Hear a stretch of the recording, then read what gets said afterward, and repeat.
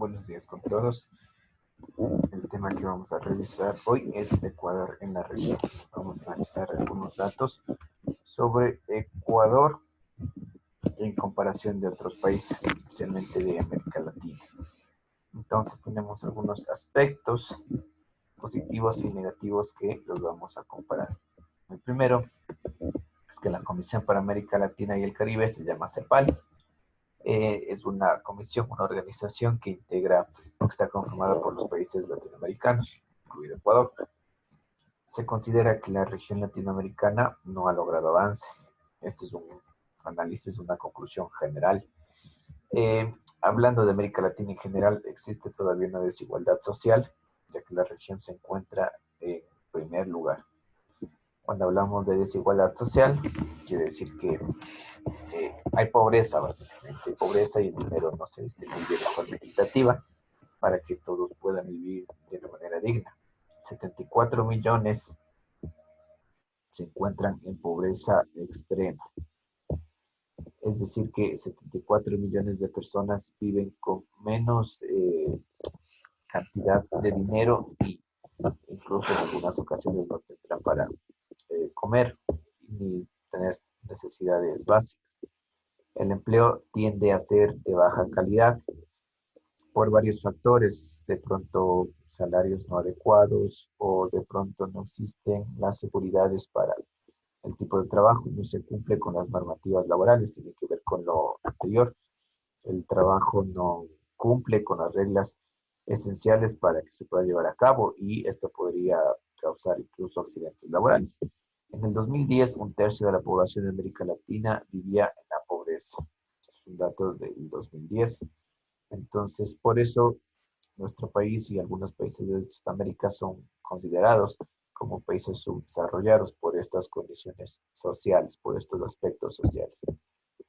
Eh, Analizamos la América Latina, ahora vamos a analizar específicamente Ecuador, el país, entonces, lógicamente Ecuador no es la excepción, y el subempleo es muy alto en el país. ¿Qué es el subempleo? Es, por ejemplo, cuando una, qué sé yo, en este caso podemos ver a las personas cómo están trabajando y la empresa le paga una remuneración a estas personas. Subempleo sería que estas personas contraten a su vez de otras personas para que les ayude. Eso es considerado el subempleo. Como subempleo tenemos estas actividades, la agricultura, las ventas, la confección, de prendas de vestir. Estas son algunas actividades que son consideradas como subempleo.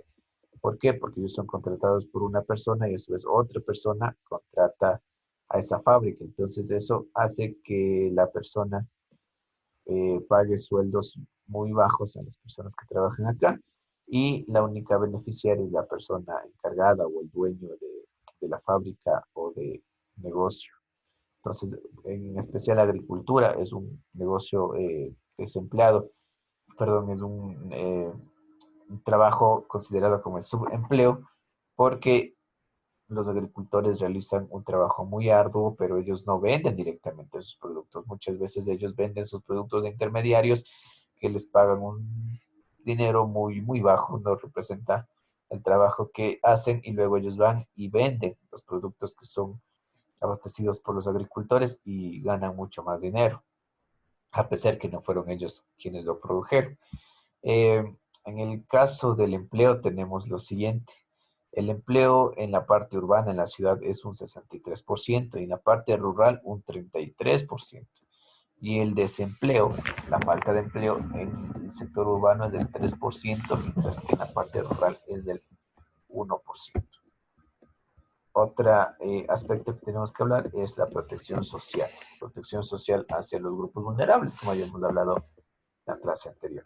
Tenemos lo siguiente, que en América Latina de cada 100 personas, 40 eran consideradas pobres. De cada 100 personas, 40 eran consideradas pobres, casi la mitad. 23 estaban en condiciones de extrema pobreza, es decir, que incluso no tenían dinero ni para cumplir las necesidades más básicas, que es la alimentación. En enero del 2016, bueno, ese dato es de 1990. En el 2016, De cada 100 personas, 31 eran consideradas pobres. Ha habido una disminución y 10 se encontraban en situación de indigencia. En el 2016, 23 de cada personas viven en condiciones de pobreza. 23 están en condiciones de extrema pobreza. Entonces, ha mejorado en cierta parte, pero no lo suficiente. Podemos ver cómo aquí ha disminuido, pero en cambio acá ha aumentado la pobreza extrema. Y aproximadamente existen 780.000 ancianos desprotegidos. Como analizamos la clase anterior, gente que no tiene, no tendrá dinero, no tiene un seguro social y se ve obligado a salir a las calles a trabajar, a pesar de las condiciones en las que viven y por las que pasan. En cuanto al desarrollo, tenemos los siguientes aspectos. ¿Cómo podemos mejorar las condiciones que acabamos de ver?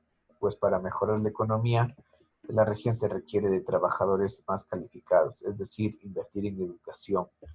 Quienes poseen mayores niveles de instrucción formal logran mejores ingresos. Si yo tengo acceso a una universidad, estudios universitarios, voy a poder tener acceso a un mejor trabajo y de esa manera cubrir mis necesidades básicas. Lógicamente, la educación es fundamental para disminuir las desigualdades sociales.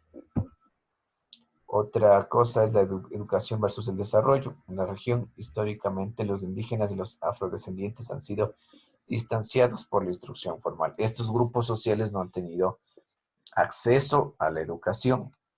Hablando de grupos étnicos, comparándole con mestizos, por ejemplo. Estos grupos tienen menor tasa de educación o de jóvenes que cursan la educación. En los diferentes países se hace un esfuerzo para disminuir las diferencias en el acceso de la educación. Lógicamente se están tratando de realizar estrategias para que esa diferencia disminuya. Y como otro dato tenemos que de cada 100 niños, 4 no acceden a la educación básica. Puede ser porque de pronto son gente que se encuentra en el campo, como vimos, es muy complicado que se den una educación. Muchos de estos niños tienen que trabajar, ayudar a sus padres y no pueden acceder a una educación. Y otro dato es de que de cada 100 niños, 35 acceden a este nivel de instrucción. Entonces, aquí tenemos unos cuadros que nos muestra esto. No todos, como habíamos visto igual, pueden acceder hasta la universidad, pueden llegar a una universidad. Muy pocos llegan a la universidad y eso es un problema. Como vimos, la educación es una solución para terminar estos problemas, pero a veces no se dan las condiciones necesarias para que se llegue a ese nivel. Aquí tenemos un enlace, podemos tener más información. Eso es todo. Muchas gracias por su atención.